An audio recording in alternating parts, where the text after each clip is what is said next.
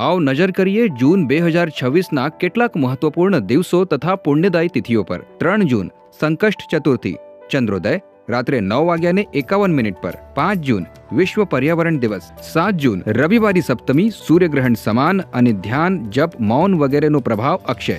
પુણ્યકાલ સૂર્યોદયથી 8 જૂન પ્રાતઃ 3:24 સુધી। 11 જૂન પરમા કામદા એકાદશી, વ્રતથી સમસ્ત પાપ, દુઃખ અને દરિદ્રતા વગેરેનો નાશ। 13 જૂન માસિક શિવરાત્રી। 15 જૂન અધિક જેઠ અમાસ, અધિક જેઠ માસ સમાપ્ત। સોમવતી અમાસ સૂર્યોદયથી સવારે 8:23 સુધી। સૂર્યગ્રહણ સમાન અને ધ્યાન, જપ, મૌન વગેરેનો પ્રભાવ અક્ષય। તુલસીની 108 પરિક્રમા કરવાથી દરિદ્રતા દૂર થાય છે। ષડશીતી મિથુન સંક્રાંતિ। પુણ્યકાળ બપોરે 12:59 થી સૂર્યાસ્ત સુધી। ધ્યાન, જપ અને પુણ્યકર્મનું ફળ 86,000 ગણું છે એવું પદ્મપુરાણમાં કહેવામાં આવ્યું છે। મહારાણા પ્રતાપ જયંતી તિથિ અનુસાર, છત્રસાલ જયંતી તિથિ અનુસાર। 18 જૂન ગુરુ પુષ્યામૃત યોગ, સૂર્યોદયથી બપોરે 11:32 સુધી। ગુરુ અર્જુન દેવ શહીદી દિવસ। 19 જૂન સ્કંદ ષષ્ઠી।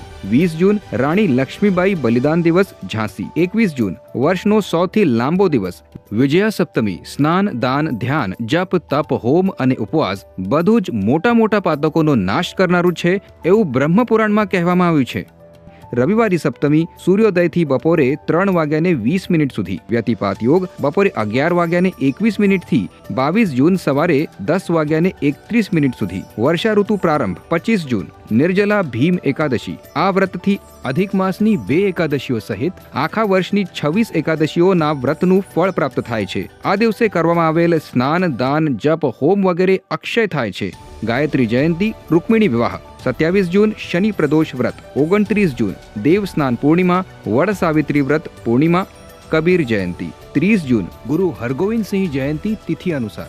આ તિથિઓમાંથી સાધના ભજન માટે વિશેષ પુણ્યદાયી તિથિઓ વિશે વિસ્તૃત માહિતી તમને સંત શ્રી આશારામજી આશ્રમ યુટ્યુબ ચેનલ તથા સંત શ્રી આશારામજી બાપુ ગુજરાતી યુટ્યુબ ચેનલ પર યોગ્ય સમય ઉપલબ્ધ થઈ જશે। ચેનલને સબસ્ક્રાઇબ ન કરી હોય તો હમણાં જ કરી લો। હરિઓમ।